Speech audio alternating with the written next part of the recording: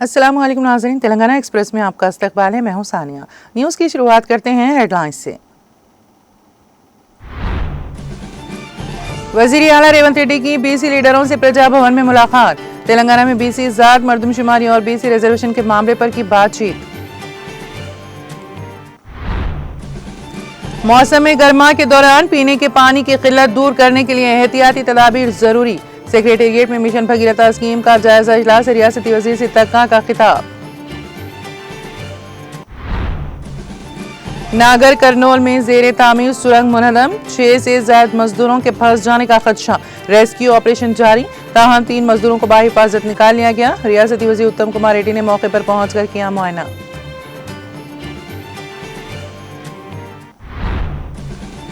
तेलंगाना में इंटर इम्तिहानात के लिए चीफ सुप्रिंटेंडेंट्स और डिपार्टमेंटल ऑफिसर्स की तकर्री में अहम तब्दीली। खुसूसी सॉफ्टवेयर तैयार करके उन्हें जिले की सतह पर इम्तिहानी ड्यूटियां की गई अलॉट। रियासत में बरसर इख्तिदार कांग्रेस हुकूमत तेलंगाना की माली सूरत हाल पर फैला रही है झूठ।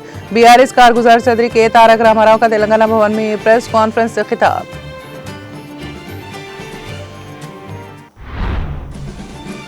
चंद्राबाबू को गुरु दक्षिणा के तौर पर रेवंत रेड्डी गोदावरी का पानी कर रहे हैं पेश। वजीर आला तेलंगाना की बागदौड़, बाबू के हाथों में हल्दी, किसानों से नाइंसाफी की सूरत में निजामाबाद कलेक्टरेट के घेराव का इंतबाह। मरकजी हुकूमत हल्दी बोर्ड को कानूनी हैसियत करे फराहम। रुकन कौंसिल के कविता का निजामाबाद में मीडिया से खिताब।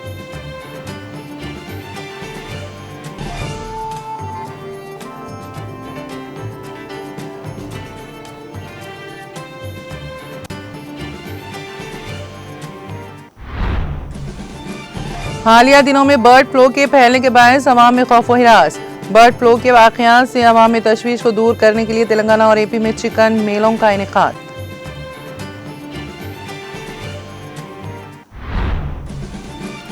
और दिल्ली की वज़ीर आला रेखा गुप्ता ने वज़ीर आज़म नरेंद्र मोदी से की मुलाकात। दिल्ली में अच्छी हुक्मरानी और तरक्की के लिए अज़्म का किया इजहार।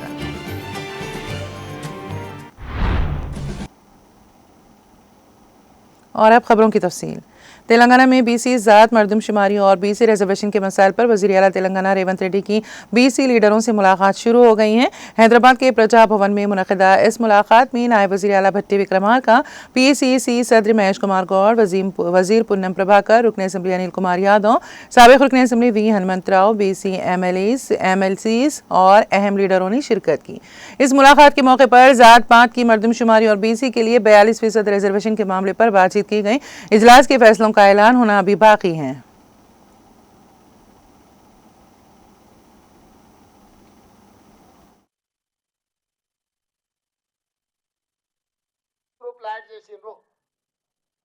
కన్వర్షన్ జరిగిన వాళ్ళను సో ఇవాళ ఇవన్నీ ఎందుకు వాళ్ళు మాట్లాడుతున్నారు అని అంటే సింపుల్, ఈ లెక్క తేలిందని అంటే ఆ తర్వాత మా సంగతి ఏంది చెప్పండి అని మీరు అడుగుతారు. మీరు అడగొద్దంటే ఈ లెక్కలు తేలొద్దు. నేను మిమ్మల్ని అడుగుతున్నా ఏం ప్రాసెస్.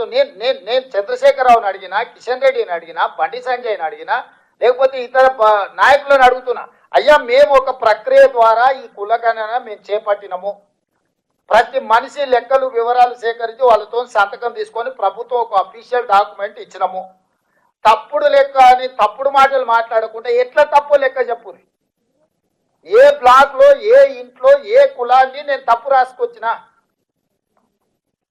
100% పారదర్శకంగా పక్కా లెక్క చేసిన ఇవాళ. ఎందుకంటే ఈ దేశానికే తెలంగాణ రోల్ మోడల్ గా నిలబడబోతుంది. ఇవాళ ఇన్నేళ్ళైనా మండల్ కమిషన్ ని ఆయన ఎప్పుడో బీహార్ కు ముఖ్యమంత్రి ఉండే ఆనాడు 79లో మండల్ కమిషన్ ఈ రోజుకి ఆయన పేరు. మండల్ కమిషన్ అంటే ఒక వ్యక్తి పేరు.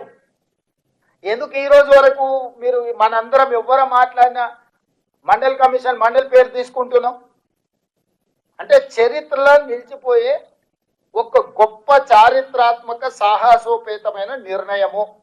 ఈ రోజు రాహుల్ గాంధీ ఆదేశాల మేరకు మీరందరూ ఎన్నిక చేసి మీరందరూ అవకాశం ఇచ్చారు తెలంగాణ రాష్ట్ర. तेलंगाना की वजीर देही आबी सरबराही सिद्ध तक्का ने मौसम गर्मा के दौरान पीने के पानी की किल्लत दूर करने के लिए एहतियाती तदाबीर इख्तियार करने की अहमियत पर जोर दिया।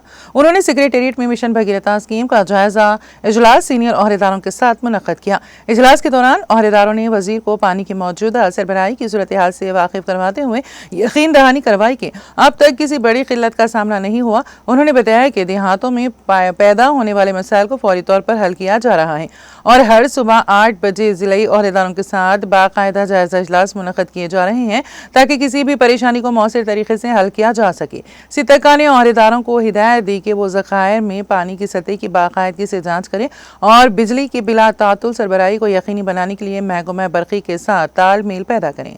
उन्होंने पंप हाउस मोटरों की मुनासिब देखभाल पर भी जोर दिया ताकि कोई टेक्निकी खराबी पेश न आए और मिशन भगीरथा के तमाम मुलाजिमिन को ENC से लेकर गाँव की सतह तक हाई अलर्ट रहने की हिदायत दी। वजीर ने ओहदेदारों को हिदायत दी कि वो पीने के पानी की सरबराही के बारे में रोजाना की रिपोर्टें जिलाई हुकाम को पेश करें और किसी भी टेक्निकी खराबी को फौरी तौर पर दूर करें। उन्होंने मुतबादल इंतजाम पर भी जोर दिया ताकि किसी अचानक मसले की सूरत में पानी की किल्लत पैदा न हो। सिद्दक्का ने मजीद कहा कि हुकूमत अगर ज़रूरत पड़ी तो ज़िला कलेक्टरों को खुसूसी फंड्स मुख्तस करने पर गौर कर रही हैं ताकि गर्मी के दौरान पीने के पानी की बिला तातुल फराहमी को यकीनी बनाया जा सके। एक सरकारी बयान में ये बात कही गई।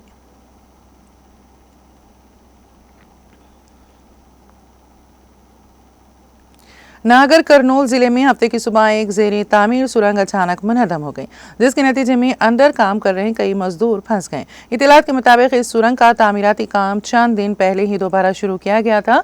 इब्तदाई मालूमात के मुताबिक अब तक 3 मजदूरों को बाहिफाजत बाहर निकाल लिया गया है, जबकि मजीद 6 से 8 मजदूरों के अब भी अंदर फंसे होने का खदशा जाहिर किया जा रहा है। हादसे की इत्तला मिलते ही वज़ीर आला रेवंत रेड्डी ने SLBC Shri Salem lift bank canal सुरंग हादसे पर फौरी कार्रवाई करते हुए मुतालिका महकमे के आला अफसरान को मौके पर पहुंचने की हिदायत दी। मौके पर रेस्क्यू ऑपरेशन तेजी से जारी है, जहां NDRF की 2 टीमों को इमदादी कार्रवाई के लिए तैनात किया गया है। इसी दौरान सुरंग का एक हिस्सा अचानक मुनहदम हो गया, जिसके बायस कई मजदूर अंदर ही फंस गए। हादसा डोमलपेंटा के करीब श्रीसेलम डैम के अकब में SLBC सुरंग के 14वें किलोमीटर पर पेश आया, जहां बाएं जानिब की छत तकरीबन 3 मीटर तक गिर गई। चीफ मिनिस्टर रेवंत रेड्डी ने हादसे के बाद फौरी तौर पर जिला collector, SP, fire brigade, hydro और आबाशी महकमों के अफसरान को जाए वक़्वा पर पहुंचकर रेस्क्यू ऑपरेशन तेज करने का हुक्म दिया। रियासती वज़ीर उत्तम कुमार रेड्डी और दीगर सरकारी अफसरान एक खुसूसी हेलीकॉप्टर के जरिए जाए वक़्वा का दौरा करके तफसीली मुआयना किया। ये सुरंग नागर कर्नूल जिले में श्रीसेलम लिफ्ट बैंक केनाल के तहत आमराबाद में तामीर की जा रही हैं, जो हैदराबाद से तकरीबन 200 किलोमीटर दूर वाक़ हैं। इस अफसोसनाक हादसे के बाद हुकूमत ने मुकम्मल तहकीकात का हुक्म दिया है ताकि मुस्तकबिल में ऐसे वाक़यात की रोकथाम की जा सके। इमदादी कार्रवाइयाँ तेज़ी से जारी हैं और हुकाम का कहना है कि मजदूरों को जल्द अज जल्द बाहिफाजत निकालने के लिए हर मुमकिन कोशिश की जा रही है।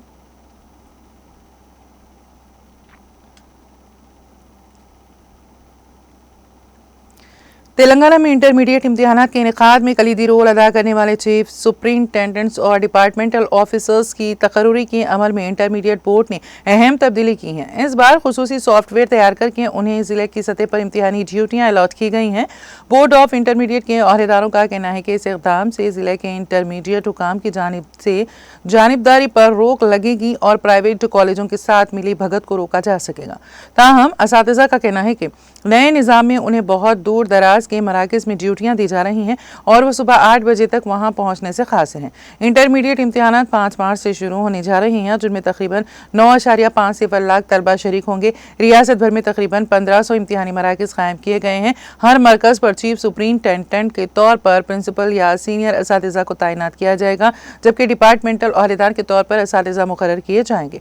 अगर इम्तिहानी मरकज़ किसी सरकारी कॉलेज में हो तो 2 अफराद को, जबकि प्राइवेट कॉलेजों में एडिशनल चीफ सुपरिंटेंडेंट को शामिल करके 3 अफराद को तैनात किया जाएगा और ज्यादातर तरजीह सरकारी असातिज़ा को दी जाएगी। पहले जिला इंटरमीडिएट एजुकेशन ऑफिसर कन्वीनर के तौर पर इम्तिहानी कमेटी के जरिए तैनातियां करते थे, ताहम इन पर इल्ज़ाम था कि वो अपने करीबी अफराद को नज़दीकी मराकज़ पर और दीगर अफराद को दूर दराज भेज रहे थे और प्राइवेट कॉलेजों के साथ मिली भगत करके मनपसंद अफराद को तैनात कर रहे थे।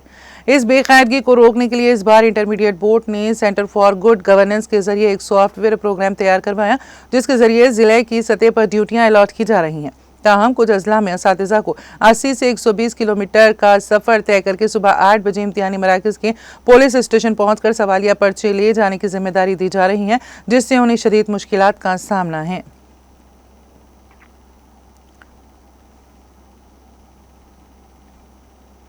बीआरएस के कारगुजार सदर के तारक रामाराव ने हुक्मरान पार्टी कांग्रेस पर तेलंगाना की माली सूरत हाल के बारे में झूठ फैलाने का इल्जाम लगाया।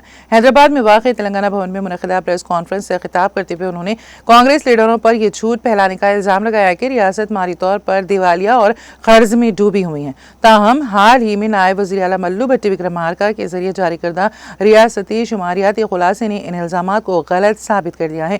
केटीआर ने कहा है कि गुज़िश्ता 10 सालों में GDP में 5.1% इजाफा हुआ है, फी कर आमदनी में इजाफा हुआ है और कालेश्वरम जैसे प्रोजेक्टों की वजह से ज़राई तोसी हासिल हुई है। उन्होंने वजाहत की है कि RBI की रिपोर्ट में कहा गया है कि रियासत ने अपने महसूलात के वसाइल को मुतहरिक करने में तेलंगाना मुल्क में सर फहरिस्त नहीं है। उन्होंने कहा कि रियासत की GSDP में 10 सालों में तकरीबन 3 गुना इजाफा हुआ है। केटीआर ने चीफ मिनिस्टर रेवंत रेड्डी पर रियासत के कर्ज की अदायगी के बारे में झूठ बोलने का इल्जाम लगाया।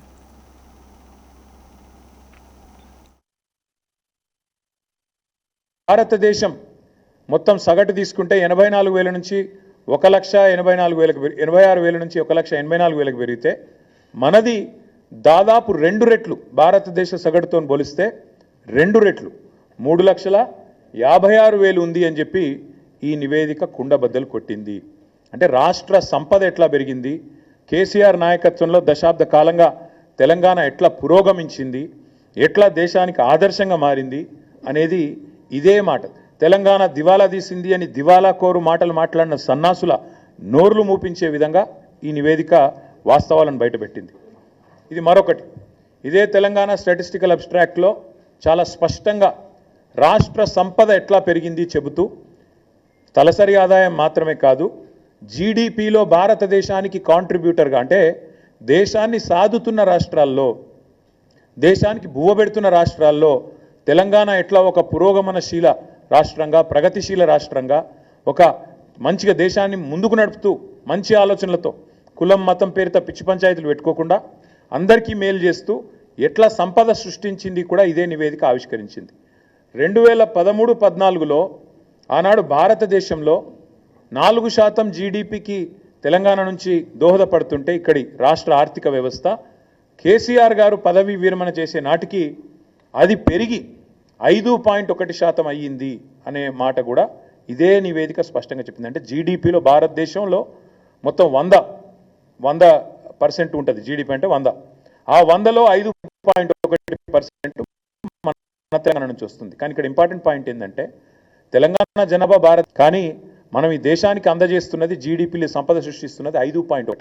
అంటే మనకు కేంద్ర ప్రభుత్వం ఇస్తున్న దానికంటే మనం కేంద్రానికి ఇస్తున్నది దాదాపు డబల్ అనే మాట ఈ నివేదిక ద్వారా నేను మీకు గుర్తు.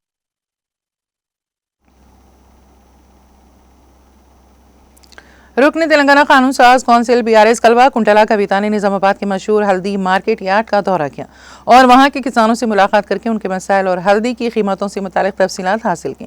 बारजा उन्होंने एक प्रेस कॉन्फ्रेंस से खिताब करते हुए कहा कि आंध्र प्रदेश के वजीर आला चंद्रबाबू नायडू ने तेलंगाना और AP के वज़ीर आला की प्रजा भवन में मीटिंग के बाद बंका चरला प्रोजेक्ट के आगाज का ऐलान किया, लेकिन ये ऐलान उस वक्त आया जब तेलंगाना के वज़ीर आला रेवंत रेड्डी ने उन्हें मुकम्मल ब्रीफिंग दी।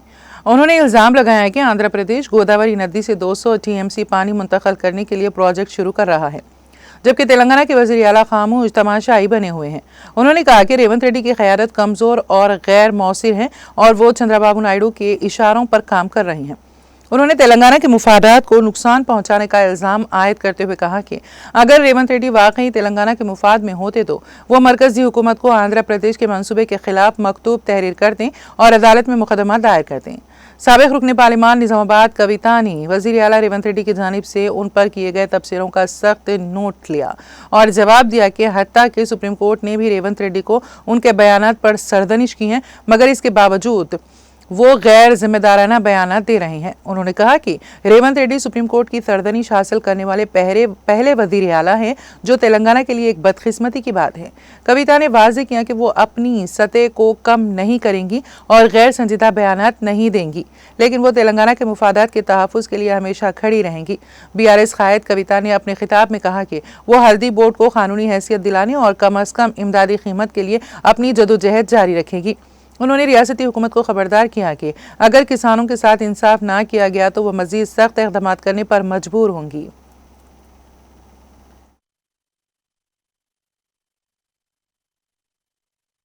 ఇవాళ నేను ముఖ్యమంత్రి రేవంత్ రెడ్డి గారిని మా నిజామాబాద్ పసుపు రైతుల తరఫున విజ్ఞప్తి చేస్తా ఉన్నా.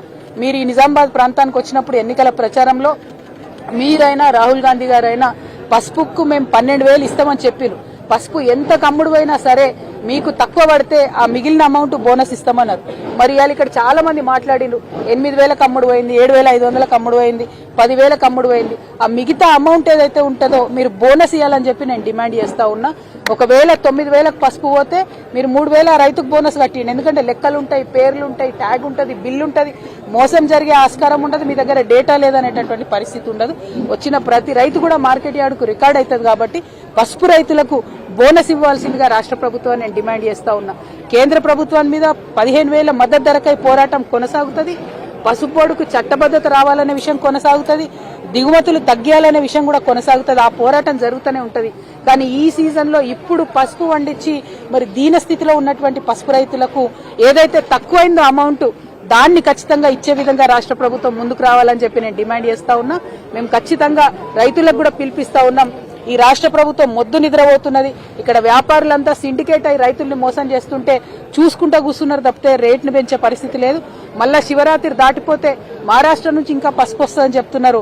మహారాష్ట్ర నుంచి కూడా పసుపు మన మార్కెట్కి వస్తే ఇక మొత్తానికి మొత్తం మన తెలంగాణ పసుపు రైతులు ధర కంప్లీట్ గా తగ్గిపోయి ఆగమయ్యే పరిస్థితి ఉంటది. కాబట్టి నేను రైతులందరినీ కూడా కోరుకుంటా ఉన్నాను, వేడుకుంటా ఉన్నాను.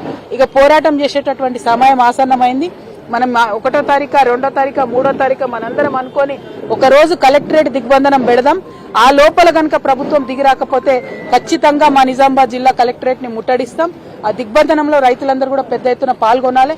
కలెక్టరేట్ ముంగటనే కూర్చొని బాజాప్తా పసుపు ముందట పోసి కలెక్టరేట్ ముంగట మేమందరం కూడా ధర్నా చేస్తాం. ఎందుకంటే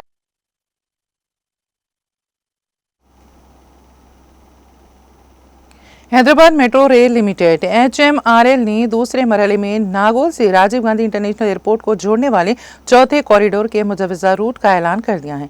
ये ऐलान हफ्ते के रोज किया गया। मनसूबा बंद रूट में कई अहम स्टेशन शामिल होंगे, जिनमें Nagole airport, Nagole X road, Alkapuri junction, Kamineni अस्पताल, LB Nagar airport, Bairamalguda, Maitri Nagar, Karmanghat, Champapet road, Owaisi अस्पताल, DRDO, Kanchanbagh, Balapur road, Chandrayangutta, Mailardevpally, Katedan, Aramghar, नया हाई कोर्ट, गगन पहाड़, सतमराई, शमशाबाद, कार्गो और राजीव गांधी इंटरनेशनल एयरपोर्ट शामिल हैं। ताहम हैदराबाद मेट्रो रेल लिमिटेड ने वाज़ेह किया है कि स्टेशंस की तादाद, उनके मुकामात और नाम आर्जी हैं और उनमें तब्दीली मुमकिन है।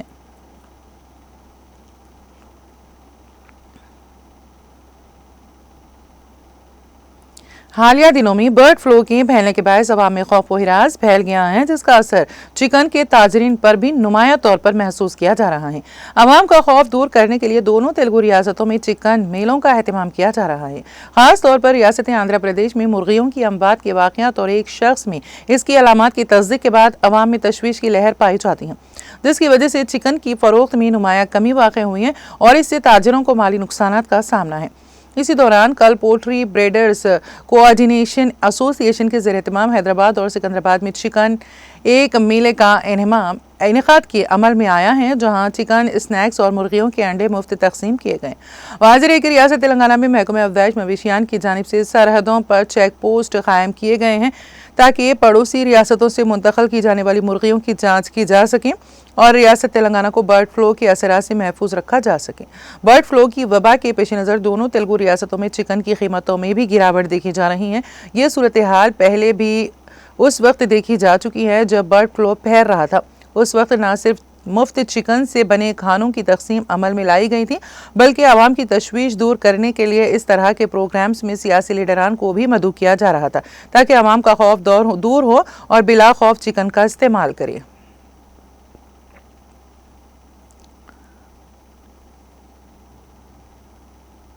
निजामाबाद जिले में श्री राम सागर प्रोजेक्ट की आबी सतह दिन ब दिन कम होती जा रही हैं।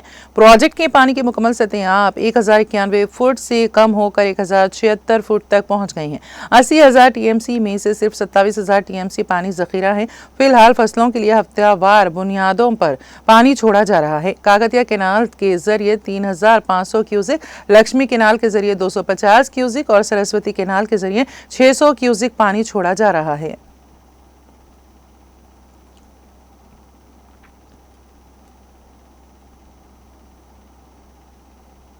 रुकन assembly Narayankhed doctor P Sanjeeva Reddy की क़यामगाह वाक़ नारायणखेड़ में मुत्तहिदा Adilabad, Medak, Nizamabad, Karimnagar MLC graduates Congress party उम्मीदवार नरेंद्र रेड्डी ने मुनक़िदा प्रेस कॉन्फ्रेंस से मुखातिब करते हुए कहा कि कांग्रेस हुकूमत अपने तमाम इंतखाबी वादों को पूरा करेगी।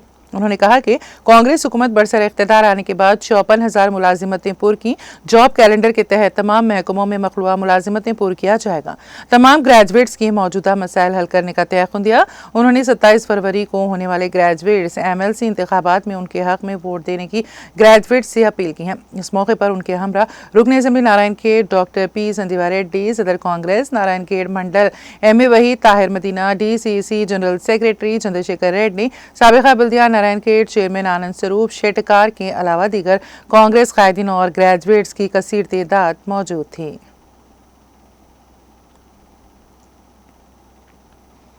Doctor Man Singh director general railway health services railway board नई दिल्ली के साउथ सेंट्रल रेलवे के head quarter rail Nilayam Secunderabad का दौरा किया और मुतालिका principal chief medical directors zonal railways के साथ शोबे सेहत के अहदेदारों का जायजा इजलास मुनक़्क़द किया। Arun Kumar Jain general manager south central railway, senior doctors और दीगर रेलवे के अहदेदारों ने इस इजलास में शिरकत की। डॉक्टर मान सिंह ने तमाम जोन्स के मेडिकल डिपार्टमेंट्स की कारकर्दगी का तफसीली जायजा लिया।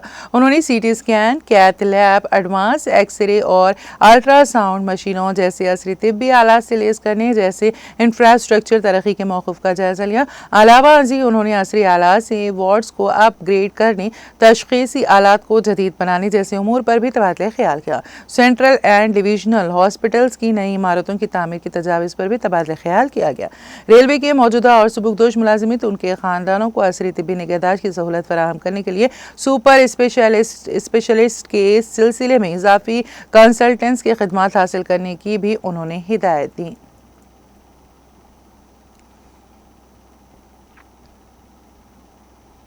शहरी हैदराबाद के नुहा इलाके ऊपर में बल्दिया की जानिब से फुटपाथ के करीब गैर मजाज कब्जों के खिलाफ क्रैकडाउन किया गया। DHMC के अहदेदारों ने ऊपर में मंडे मार्केट की मेन सड़क पर फुटपाथ से गैर मजाज कब्जों को बर्खास्त कर दिया। पुलिस सिक्योरिटी के दरमियान अहदेदारों ने फुटपाथ से गैर मजाज कब्जे हटाने का काम किया। हुकाम का कहना है कि फुटपाथ पर गैर मजाज कब्जों का सिलसिला जारी रहा तो सख्त कार्रवाई की जाएगी।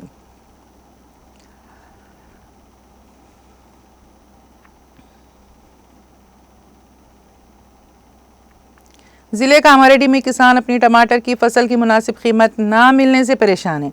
जिले के पटलम, पिडाकुड़ा, पगल, बीच, कुंडा और मोहम्मद नगर मंडलों में 500 एकड़ पर टमाटर की काश्त की गई थी। 2 माह कबल टमाटर की ज्यादा कीमतों और बीजों की कमी की वजह से किसानों ने पड़ोसी रियासत महाराष्ट्र से 2 रुपए में एक पौधा खरीदा था। किसानों को शिकायत है कि कीमत अब पूरी तरह से गिर गई है और फसल फरोख्त करके जो रकम हासिल की जाती है वो काफ़ी नहीं है।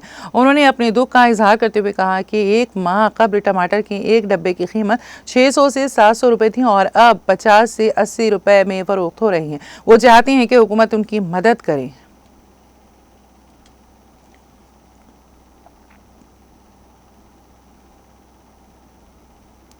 गुरुकुल कॉलेज के तलबा से नाश्ता तैयार करवाया गया। स्कूल के अमले की जानिब से तलबा से नाश्ता तैयार करवाया गया जिसकी वीडियो सोशल मीडिया पर तेजी के साथ वायरल हो गई। ये वाकया तेलंगाना के संगारेड्डी जिले के कांगट्टी मंडल मुस्तकिल में वाक़ तेलंगाना ट्राइबल वेलफेयर कॉलेज के हॉस्टल में पेश आया। इस मामले पर वजाहत तलब करने पर प्रिंसिपल विजय ने खुलेआम कहा कि नाश्ते में बोंडे और पूरियों की तैयारी में तलबा की मदद ली जा रही है। मामले की इत्तला मिलने पर जिला कलेक्टर ने जाँच की हिदायत दी।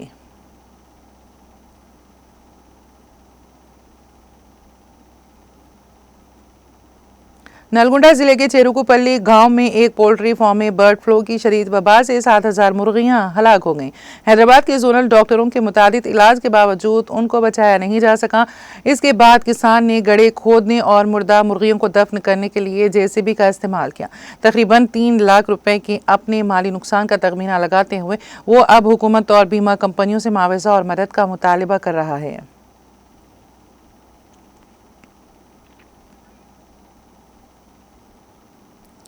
रंगारेड्डी जिले के इब्राहिमपट्टनम में वाक़ महात्मा ज्योतिबा फूले गर्ल्स हॉस्टल में ज़ेर तालीम लावनिया नामी तालिबा ने असातिज़ा की जानिब से मुसलसल तौहीन आमेज सलूक से दिलबर्दाश्त होकर स्कूल की इमारत से छलांग लगाकर खुदकुशी की कोशिश की। तालिबा का इल्ज़ाम है कि असातिज़ा उसे जलील कर रहे थे, कहते थे कि तुम्हें पढ़ाई नहीं आती, अगर तुम चली जाओ तो दूसरे बच्चे बेहतर पढ़ेंगे। इसके अलावा इससे ज़बरदस्ती टिफ़िन बॉक्स और बस्ते उठवाए जा रहे थे, जिसकी वजह से वो ज़हनी दबाव में आ गई। डॉक्टरों ने बताया है कि उसकी नस मुतासिर हो गई हैं और अब वो चलने के काबिल नहीं रहेगी और ना ही बिस्तर से उठ सकेगी।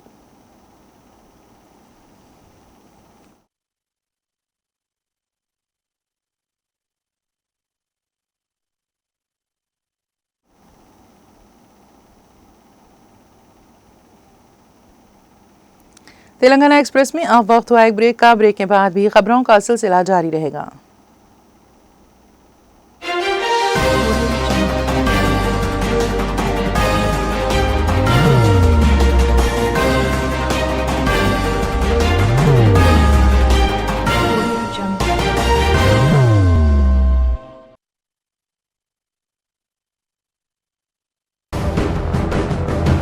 जिंदगी में कितना भी हो मुश्किलों का अंधेरा, रासिक स्टोन से चमकेगा किस्मत का सितारा।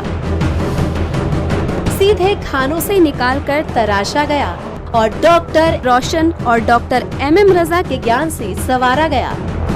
इल्मी जवाहरात एक बेशकीमती इल्म है। ये जिंदगी के हर मोड़ पर हमें आगाही देता है।